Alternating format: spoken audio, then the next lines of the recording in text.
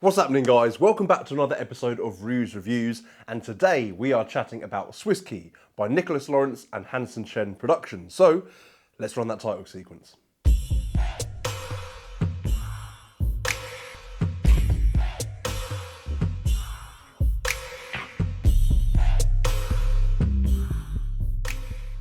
Hello and welcome back to the channel. If you haven't been here before, my name is Rue and I do weird things for a living, including this review channel. And today, as mentioned, we are chatting about Swiss Key. So what is Swiss Key? Swiss Key is a key that allows you to do up to 7 different multiple effects. In fact, probably more if your brain can create them. But the main effects, probably the main reason you guys are watching this, is key through note or receipt or anything that's paper related. You take the key, you take that bit of paper and you push the key straight through that bill or piece of paper. You then rip the key out and show that the bill or the piece of paper is completely restored. So what do you get? Well, this is the packaging that your gimmicks will come in. Swiss Key, obviously, Hansen Chen Productions, a beautiful box with a sort of magnetic closing lid. This kind of holographic thing going on at the back here as well, which is really, really nice. And when you open it up, you get a little thank you note at the top there, and behind it is the QR code. And these are the keys that you will receive along with a key ring. So, I know what you're thinking. Hang on a minute, this key kind of looks like the Scotch and Whisky key. Well, yes, this is the follow-on from Scotch and Whiskies. They are, of course, 2 separate products, but having these both on your keyring could be really, really fun for some people. Now, let me get this out of the way straight away, because some of you might remember in my Scotch and Whisky review, I had a little bit of a issue with the quality of the Scotch and Whisky gimmick. I think it's an amazing gimmick, but I was a little bit unsure about the quality. Unfortunately, those issues that I had have kind of progressed and got a little bit worse with the Scotch and Whisky gimmick, to the point where the brass key is sort of losing a bit of patina, a little bit of coating on the brass key, as well as the gimmicked brass key. So at the moment, the Scotch and Whisky gimmick is unusable for me. However, the issues that I had with the Scotch and Whisky gimmick seem to be okay with this. The bit that I thought might be a little bit fragile on the Scotch and Whisky gimmick, which it is kind of a little bit thicker on this gimmick here. And I'm showing the gimmick to you front and back. I'm showing you both sides of the gimmick and it's staring you right in the face.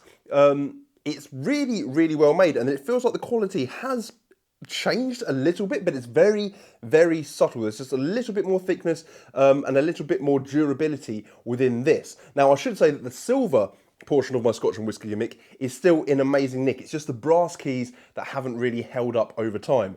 But because this is just a silver key, there's no additional other colour key, I have a feeling that this is going to hold up a long, long time. But we'll never know. I'll keep it on my keyring for a bit and we will see. When this came out, I think the previews came out for it before Blackpool, I wanted to go and pick this up from the Hansen Chen stall at Blackpool. But as most of you guys know, if you've been watching this channel, I didn't really get a chance to go off and see many people. In fact, I spent all of about 30 seconds at the Hansen Chen stand, and Sam Huang did that crazy Pringle thing to me.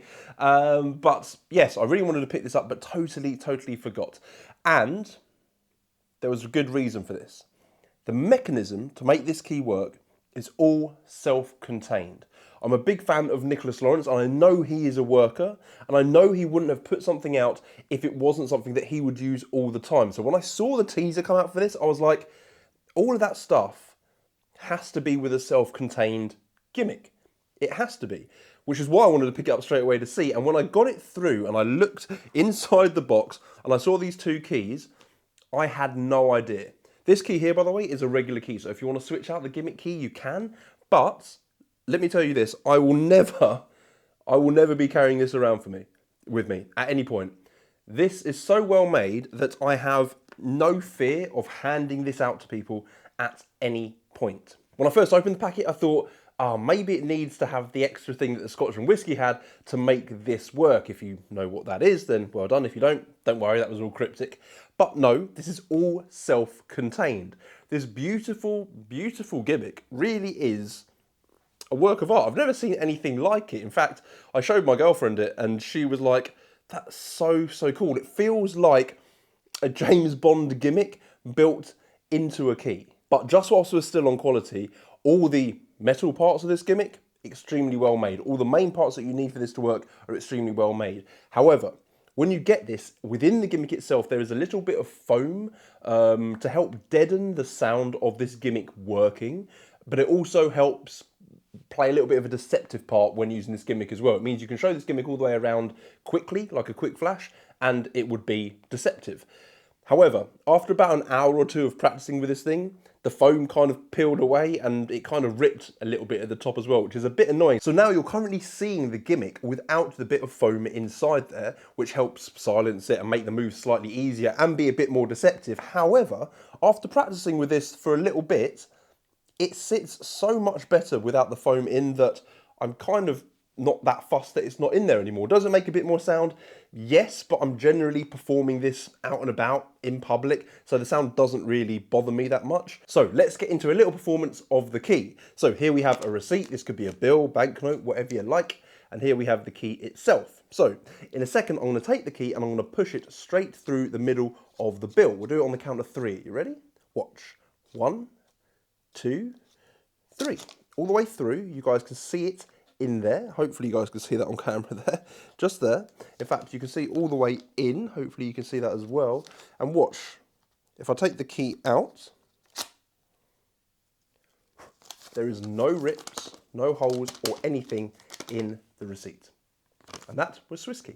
So let's get into the instructions for this, because they are taught by Nicholas Lawrence. I'm a huge fan of Nicholas's work. I've had many of his products over the years, and his creativity and his thinking just always blows my mind. Having Nicholas teach this is really, really cool, because this is his baby. He's been building it and sort of had the idea for it years and years ago, and it took the Hansen Chen team to produce it and bring it to fruition. So it's really nice to see him be able to share this product with all of you. The tutorial itself lasts for 1 hour and 15 minutes, which is a long time, but you do get a lot of stuff. As I say, there are 6 effects, including 3 variations of the Swiss key penetration through like a banknote or a bill or whatever. In fact, I'm going to put an image on the screen now of everything you get, all the sections that are broken down within the tutorial. Along with the penetration that you would have just seen, you also get another way of doing the penetration, a bit like B2 Bomber. If you guys remember B2 Bomber, where you slam the pen, sort of fold the bill in half and slam it through, kind of like that, but with the key. And then you also have a visual melting penetration as well, kind of like Misled. If you guys have seen Misled before, it's a classic, it's the OG of these kind of effects, but this was an idea by Calvin Liu, who wanted that visual melting aspect of the key penetrating through the bill. The next 2 effects, which are the static key and the gravity key, kind of, they're nice effects, but they're not really for me. I think they put too much onus on the key itself. I believe that, you know, you want to have the key sort of as far removed from the bill penetration as possible, which is why it's really cool to be able to do the penetration, put the key away, hand the bill to them and they restore it themselves, or you can visually restore it. But it kind of gets the key out of the way and the heat isn't on the key, it's on the bill. Whereas the static and the gravity effect, you're sort of balancing the key on the edge of the bill, or you're rubbing the key and then using static to pick up the bill. There's a bit more emphasis on the key than the bill. There's also a vanishing key sequence in which you can take a key off your key ring, place the keys into their hands or on the table or into your pocket, wherever you like, make that key vanish by wrapping it up in a banknote. You can then scrumple up that banknote and that key completely vanishes and it appears back on the keyring that they've had their whole time. This is a really nice creative way of using the gimmick built within the key. It's just super deceptive and really, really subtle. And I think as a simple idea, you guys could take it and run with it and go where you want to go. But as a simple basic bones idea, really, really nice in the tutorial. There's also the zigzag key, which is a bit like the zigzag lady illusion, where you show the key at fingertips and the bottom can be moved all the way over to here and then moved all the way back, and then you can show the key completely restored and normal, which is really, really fun. Again, it's just a creative way of using the gimmick built within this key. And one of my favorite things to perform is finally the sign coin to anywhere. This is really, really cool. This is just a nice little routine that you can just slot in and can build up or build down however you want to. But essentially you get a key and you get a coin, you place both in your hands and you take out one of them. Let's say you take out the key. You hand them the key, tell them to wave it over the coin. That coin completely vanishes and it appears back in your pocket, let's say. Now you go, look, you might think I have a duplicate coin. Sign the coin for me. They sign the coin, both go back into your hands. I tell them at this point to hold out their arm and I place the key into their hand. At this point, the coin completely vanishes and that coin can appear anywhere you want it to. Signed. This is great for all you workers out there that want to use this key in a bit more of a routine scenario and not just like one quick effect with the build penetration. It's literally a really cool little routine that you can just add into your working sets straight away, or even just something you can do casually. This is going to sit on my keyring for a while because I want to test its durability and how well it's going to stay on as an EDC, which is what I always try and do for you guys, which is why I can come back and tell you about things which don't always turn out how you want them to. The quality on this, as I say, surpasses what I thought of with Scotch and Whiskey. Yes, they're made by the same guys. Yes, they've got to match the Scotch and Whiskey gimmick. However, I feel that this is definitely slightly better quality. And if you purchase this, you'll probably see what I mean. There's really not too much more for me to say about this, other than this is clearly the coolest key gimmick I've ever seen. When you get it and you play around with it, you'll see exactly what I mean. This is Batman James Bond's utility tool for key magic. I'm looking forward to having this on my EDC all the time. Well done, Nicholas Lawrence. Well done, Calvin Liu, and all of the Hansen Chen team.